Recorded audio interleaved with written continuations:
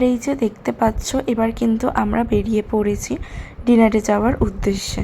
তো যাই হোক, ডিনারে যাবই যেহেতু, তো দেখতেই পাচ্ছ এখন আমরা আছি রাস্তায়। আর তো তারপর ওখান থেকে চলে গেলাম শ্রীরামপুরের সবথেকে বেস্ট রেস্টুরেন্টে, মুখার্জি রেস্টুরেন্ট।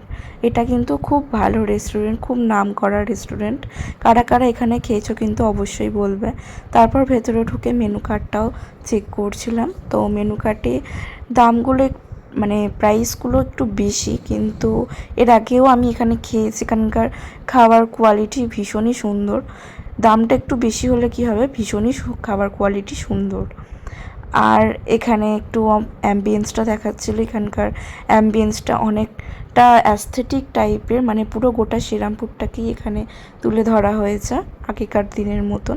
আমরা তারপর এখানে নিয়েছিলাম ভেটকি ফ্রাই। তো ভেটকি ফ্রাইটা কিন্তু খুব দারুণ খেতে ছিল, মানে ভীষণই সুন্দর। টাকাটা মোটামুটি তোমাদের উসুল হয়ে যাবে, এতটাই ভালো টেস্ট ছিল। তারপর ওখান থেকে আমরা নিয়েছিলাম হচ্ছে এটা হচ্ছে মশালা কোল্ড ড্রিঙ্কস। তো কোল্ড ড্রিঙ্কসটাও সুন্দর ছিল, কিন্তু দাম অনুপাতে একটু আমার মনে হয়েছে যে ওতে কোয়ান্টিটি কম ছিল।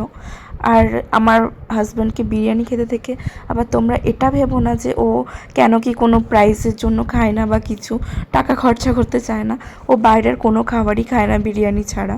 তো যেখানেই যে কোনো রেস্টুরেন্টেই যায় না কেন, সেখানেতেই কিন্তু বিরিয়ানিটাই খোঁজে। আর আমি এখানে নিয়েছিলাম বাটার নান, আর এটা মটন কারি ছিল। তো এইগুলোই খেয়েছিলাম, সেরকম কিছু খাইনি, হালকা ফুলকার ওপরে, কারণ আমাদের আবার কিছুদিন বাদে বেড়াতে যাওয়ার ব্যাপার আছে, তো শরীরটা তো ঠিক রাখতেই হবে। তারপর বিল পেমেন্ট করার পর ওখান থেকে একটু আমি বসে বসে ক্যাদরামও মারছিলাম এরকম, কেননা দেখছিলাম যে আমাকে কেমন দেখতে লাগছে, কারণ অ্যাম্বিয়েন্সটার জন্য ভীষণই সুন্দর লাগছিল। তো ওখান থেকে বেরিয়ে যাওয়ার পরে বাবাইয়ের জন্য নিয়ে নিয়েছিলাম একটা পার্সেল, বাবাইয়ের ডিনার। তো ভিডিওটা কেমন লাগলো অবশ্যই কমেন্ট করে জানিও, ভালো লাগে একটা লাইক করে পাশে থেকো। বাই।